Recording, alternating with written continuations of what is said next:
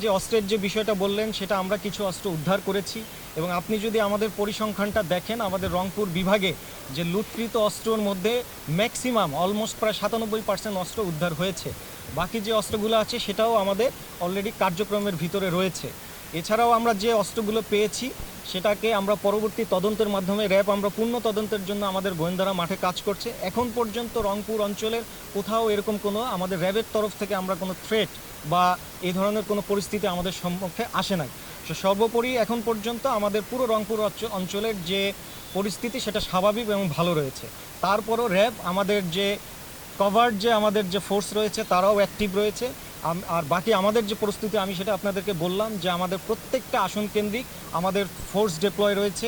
এই ফোর্সকে শক্তিশালী করার জন্য আমাদের আবার রিজার্ভ ফোর্স রয়েছে ব্যাটালিয়ন পর্যায়ে। যদি এই ফোর্স কোনো কারণে ব্যর্থ হয় আমাদের রিজার্ভ ফোর্স তাদেরকে স্ট্রেনথেন করবে। এছাড়াও আমাদের লাইভ স্ট্রিমিং হচ্ছে সদর দপ্তরের সাথে। যদি মনে হয় যে আমরা পারছি না আমাদের পার্শ্ববর্তী র্যাব থেকে আমাদেরকে সহায়তা প্রদান করা হবে। ধন্যবাদ।